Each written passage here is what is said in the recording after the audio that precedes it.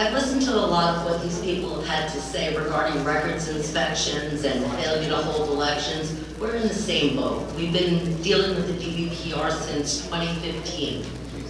The DBPR will not remove these board members. I get led into a room full of trash and she says the records are in there.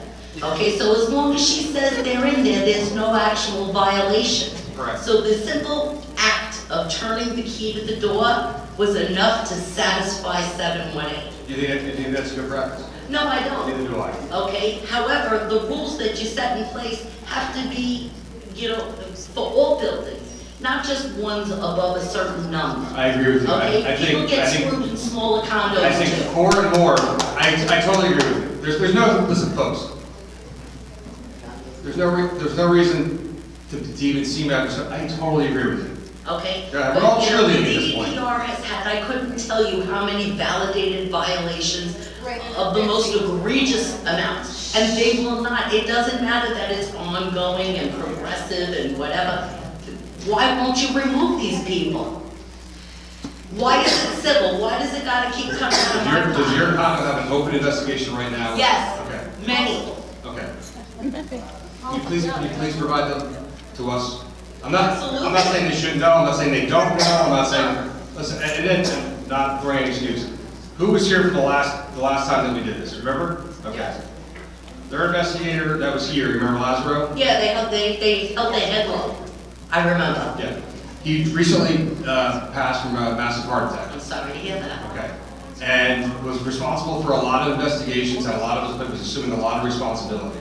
I'm not making excuses whatsoever, but you're going to see a re-ramp up of very quick and efficient treatment. Look, the DBPR has had 3 litigations, one is which still ongoing against my association, and still we have begged the DBPR to place a receiver. Place a receiver! Why not? Why? We're the schmucks that have to pay the bill. We're asking for a receiver. Why can't we have one? Secretary's from a different part of Florida, so she I don't care what part of risk. Florida. I want a receiver in my building. I want somebody else making decisions. Why doesn't the DBPR take an action that's anything more than penalizing the people that are already being abused? We pay the fines. We pay the attorneys to argue with you. Yes. Why not just remove them and resolve the problems? And then maybe some of these associations will get on the mend. Ours would be the first time that, by statute, people are individually, personally responsible. Because you can go rogue and renegade if I'm using your dollars for bad behavior. Our bill actually seeks to cure that and remedy that by going after the individual bad actors, or even if they're in a group. But they don't.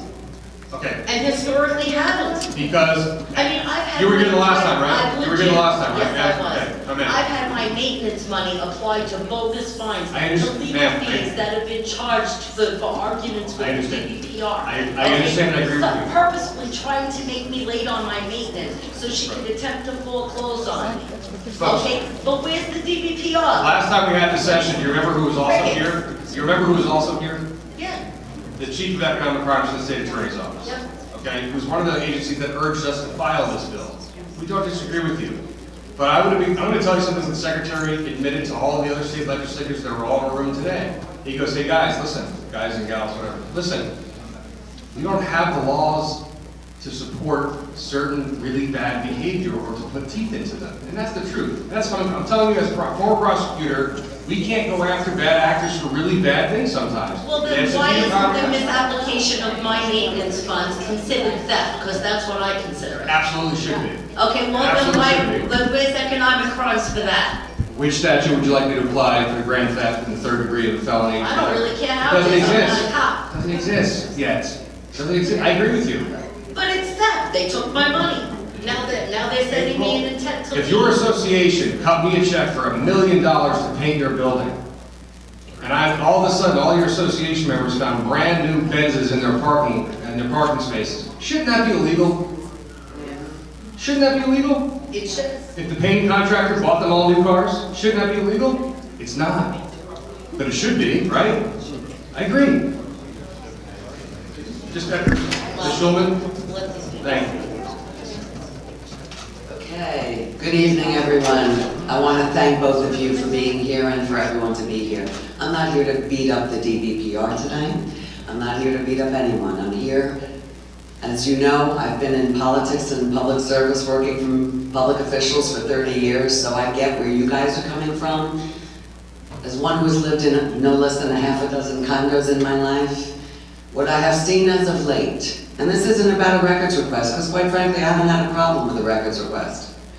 The problem is with the behavior of board members who, the cronyism without term limits, and quite frankly, I think you know, Jason, I'm not a fan of term limits, you vote them out, but in a condo where you live, where you've got the Klitsch's and the Mahjong Club and the Canasta Club, and this one's not going to go against this one because you won't go to dinner with her anymore, and whatever, it's where you live. Nobody wants consternation where you live. Now, from things that have been echoed this evening, condo associations have their attorney. And make no mistake, that attorney is there to represent the association.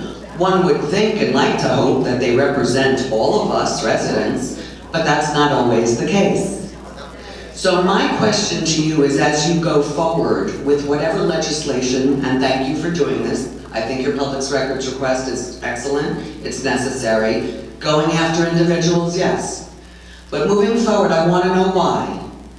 That the homeowners don't have, legislatively, an attorney of record to represent the homeowners. Why do we have to go hire a private counselor to represent some of us? And by the way, in many of these buildings, and God bless our lovely multicultural dimension of our county, I'm thrilled, I've lived here 46 years of my life. But many people who, it's a cultural thing, I believe also, don't understand our laws, let alone condo docs, that many of which are antiquated. I know in my building, I'm still looking at 1996 documents. Moving forward, there needs to be, just like we have the 40-year certification for condominiums, why don't we have every 5 years update your condo docs? And I'm not talking about just adding amendments of the legislation that you all pass in Tallahassee. I'm talking about those documents were originally written for the developer, to protect the developer. Once they're gone, that's it.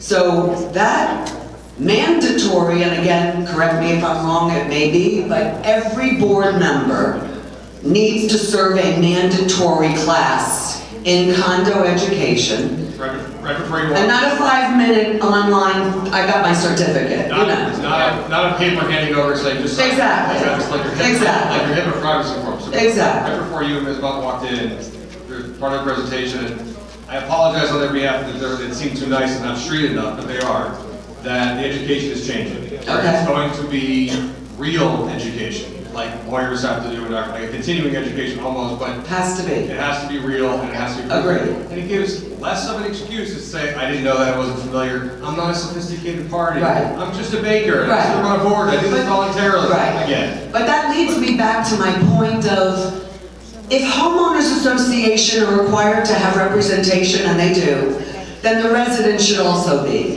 Because she would not have 231 people walking in her office in 3 months if they had an in-house residence attorney to send the letters or to do the work. Because at the end of the day, if I have to hire a private lawyer, I'm paying for my lawyer, I'm paying for the condo's lawyer also, and then your neighbors go up in an S show. You know what I'm talking about. It's not okay. So hopefully, we can incorporate something like that moving forward, because one ombudsman, and with all due respect, one office in Miami to handle over 1 million people in your condo community ain't enough. Thank you very much for your time.